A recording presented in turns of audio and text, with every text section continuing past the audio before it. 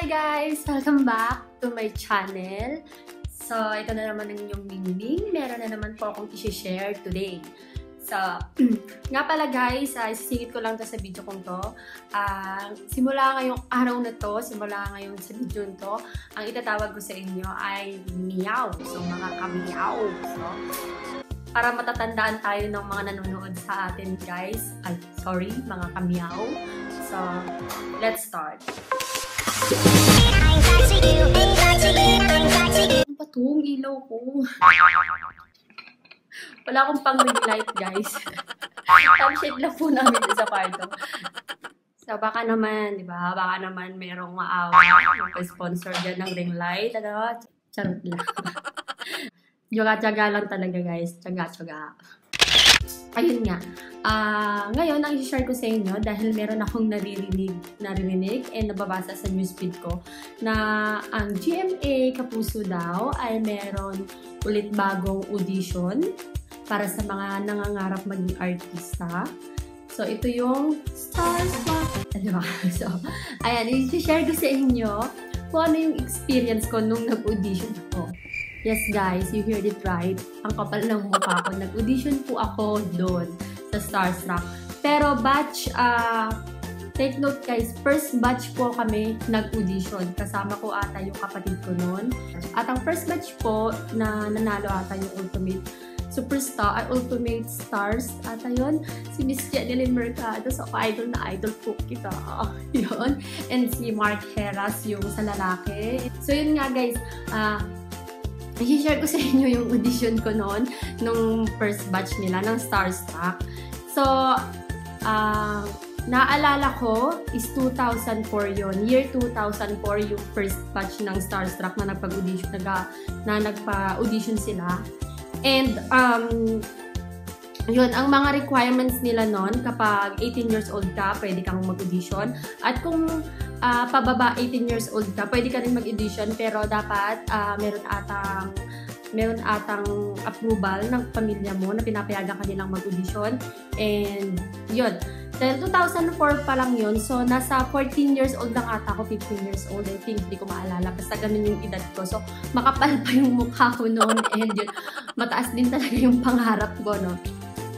Libre namang mangarap, guys. So, yun, nag-audition kami, and kasama ko yung magulang ko noon, 14 years old ako. So, hi ma, sobrang supportive, my Mother Earth. So, ayun, nag-audition kami. And guys, akala ko kasi noon, pag nag-audition ka doon, sa isa pagtawag sa'yo, sa isang room, isa ka lang. So, no guys, 6 ata kami noon or 5. So, kasabayan ko noon yung kapatid ko. Naalala ko yung kapatid ko. So, nag-audition ko at nakapal ng mga mukha na.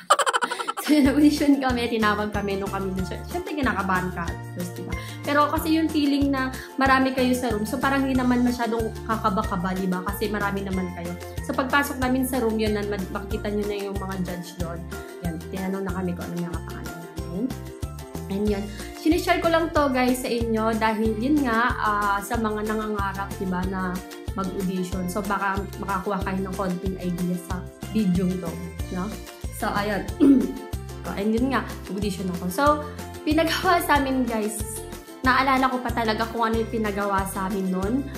Ang sabi sa amin nun is, umiyak daw kami na tumatawa. Umiyak daw kami na tumatawa. So ako guys, nung narinig ko yun, umiyak na tumatawa, paano yun? Parang baliw, parang ganon. So, 14 years old ako nun guys, medyo mataas pa yung pride ko, feeling artist. So, mataas yung pride ko. So, ganito kasi yun eh, parang ganito yung gagawin nyo.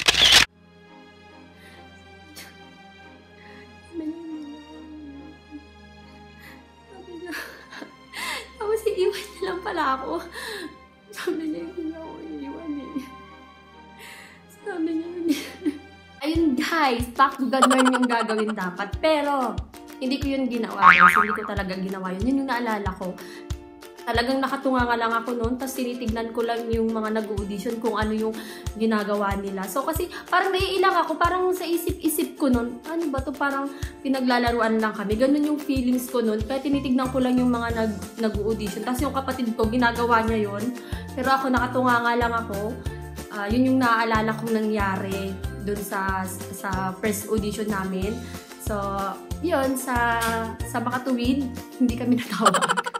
So, asahan mo pa ba, diba? Hindi mo nga ginawa, diba? Mimi, asahan mo pa bang patawagan ka? So, yun yung first experience ko ng audition sa Starstruck, first batch. Tapos, guys, nung yun nga, napanood ko na yung mga pagkapanalo ni Miss Jeneline Mercado at ni Mark Heras. Pinalabas nila kung paano nag-audition yung mga yun, sila Mark Heras, yung Jeneline. So, ganun din pala yung ginawa nila, guys, no? Ganun din yung ginawa nila. Pinaiyak din sila, pinatawa, pinasayaw, pinakanta. So, sa isip ko, ganun pala yun. Akala ko kasi pinaglaruan lang kami dahil medyo maraming ang nag-audition. And yun, sobrang haba rin ng pila. Siguro napagod. Ganun yung mga naisip ko. Pero ganun din pala yung ginawa nila Jeneline. So, dun talaga makikita siguro kung talagang desidido kang mag-artista o talagang gagawin mo lahat ng ipag-uutos sa'yo. So, hindi natapos dun, guys, yung pangarap kong mag-artista. So, sa second batch ng Starstruck, nag-audition ulit ako. So, kapal talaga mukha ako. So, siyempre, supportive na naman ako. Support naman sa akin yung mga magulang ko. So, sinamahan ulit ako ng mama ko noon, naalala ko. So, this time, kasama ko yung classmate kong si Junel. Hi! High school classmate ko yun. Kinaalala mo pa ako. Ayan. And then yun, nag-audition ako ulit ng second batch ng Starstruck. So, year 2005 yun. Mga nasa 16 years old ata ako. Yun, high school.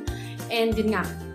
So, ganun ulit yung pinagawa sa amin, guys. Pero, nadagdagan yun, pinasayaw naman kami. Yun na naalala ko. So, GMA, pakisend po sa akin yung video ko na para kung yung audition ko. Baka naman. So, yun. Ganun din ulit yung pinagawa sa amin. So, yun na, guys. Yun lang. Yun lang yung mai-share ko sa inyong experience ko sa pagsali ko at pag-audition ko sa Starstruck. So, ngayon, meron sila ulit na bagong audition sa 2019. So, yung requirements nila, makikita nyo naman ata sa website. May mga makikita kayong mga video na nakalagay dun kung paano ka mag-audition. Ganun pa rin yung requirements. Pag 18 years old ka, pwede ka mag-audition. And kapag bata ka pa is kailangan ng parents guide. And yun nga, original and photocopy birth certificate, pictures, yun. So, sa mga balak pong mag-audition dyan, tuloy nyo lang yung pangarap nyo. Wala namang, wala namang problema dyan. Huwag yung isipin yung sasabihin ng ibang tao. Kung alam nyo sa sarili nyo, kaya nyo fight, no?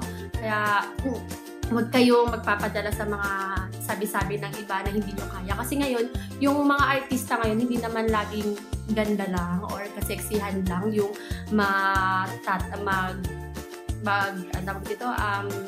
magbo-bloom. So, kahit wala kayong itsura or yun nga, hindi kayo masyadong sexy, hindi kayo masyadong maganda. Kung meron naman kayong talent, bakit hindi, di ba? Yan nung isipin nyo, guys.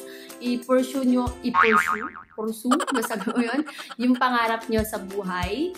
I-push nyo lang at huwag kayong susuko. Pero ako yun, subuko na talaga ako. Kasi second batch, hindi pa rin talaga ako natanggap. So, hindi ko siguro, diba, kapal ng mukha ko, feeling nga lang. Yun. So, pero guys, yun nga, hindi lang naman Starstruck yung pinag-auditionan ko. Marami rin ako pinag-auditionan. And yun, kapal lang talaga ng mukha at pursige sa buhay, no, na makaahon. Ganun yung pangarap ko dati nung bata-bata pa. So, yun lang mga kamyaw. Kung nakakuha kayo ng tips sa video kong to, don't forget to subscribe to my channel, mga kamyaw. And hit the bell button para ho sa update na video. And pwede na ho kayong mag-comment sa aking video to kung nagustuhan nyo or thumbs up, thumbs down, okay lang yan sa akin. And follow nyo rin po ako sa aking mga page, Facebook page, Instagram, and Twitter. So, nakalagay naman po yan lahat sa aking video ito. So, yun guys. So, yun kamyaw. See you sa next kong video. Bye-bye!